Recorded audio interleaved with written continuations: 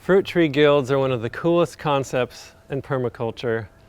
Instead of just having a solitary tree with nothing around it and you're shoveling compost and taking care of it every year, you design a system with multifunctional plants that all work together to take care of each other and in particular take care of the central tree.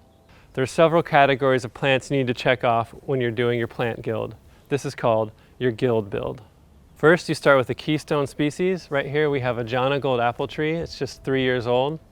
After you've selected your keystone species, the next type of plant you'll need is a mulch plant or dynamic accumulator. These are plants that grow really fast. They're really good at taking minerals from deep under the soil and bringing it up to the surface. You can chop them down, integrate them into the mulch to help improve the soil, and over years they'll just get better and better.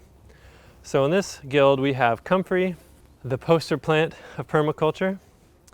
You can either just chop it and drop it right on the surface and leave it, or you can integrate it under the wood chips for a little more quicker use by the tree to improve the soil. You can just chop it like this with your trusty hori hori. You can chop and drop these right here.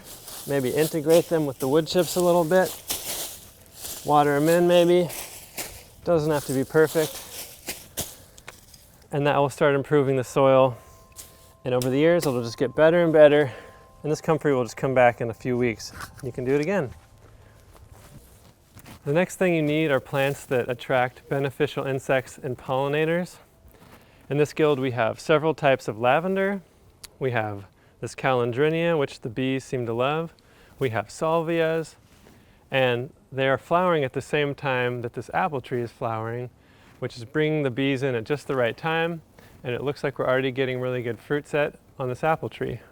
Plus, with the garden abuzz with bees, you can just sit there and listen to them and let them lull you into a state of peacefulness and tranquility. The next category you need are pest repellent plants.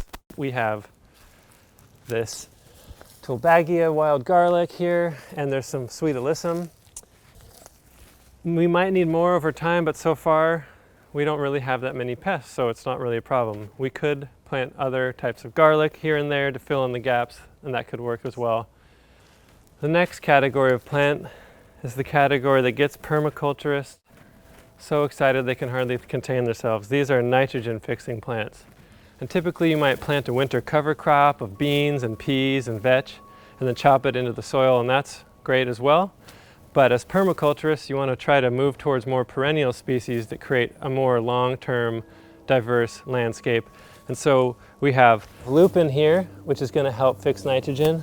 And behind me we have goumyberry, which is a hot item in the permaculture world. It's going to produce nutritious berries to eat, and also it's going to be sucking nitrogen out of the atmosphere into the soil and sharing some of it with this apple tree, which will say, thank you. So this last winter I did plant some cover crop, which I chopped in. And the idea is that over time, as these nitrogen-fixing perennials get larger, I'll stop planting the annual cover crop. And hopefully these will add enough nitrogen to this tree for it to be healthy. If it looks like it's not having vigorous growth, I might need to remove some of these other plants and add more nitrogen-fixing plants.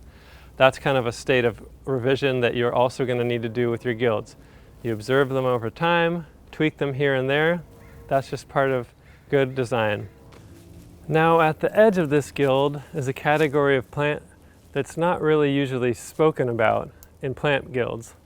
And that's what I call plants that attract the beneficial gardener. For me, that's this rose, this apricot impressionist, which smells as good as it looks. And this plant is something that attracts me into the garden to help care for it as well.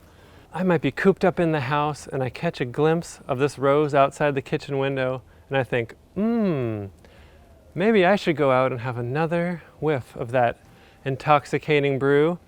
Along the way, I might see the lupin needs more space and help cut something back.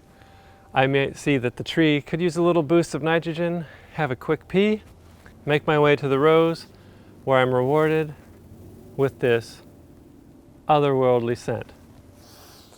We want the plants to be creating an ecosystem that takes care of itself mostly, but the gardener is also part of the guild because we want to take care of our needs as well. So plant plants that are going to pull you out into the garden as much as possible. The garden and the gardener will benefit. This is just one example of how to design a fruit tree guild. There's almost an infinite variety of ways that you could design it, but over the years this should become more resilient and more abundant and fruitful. And hopefully, years from now, it'll create a giant canopy under which I can sit, enjoy its shade, while contemplating the mysteries of the universe, being plonked on the head by falling apples, knocking me into Newtonian inspiration. And so, I would recommend taking the time, design your guilds, observe how they work, change them over time so they work better and better, and you can create an amazing, diverse, fruitful part of your garden. So go out, give it a try, and build that guild.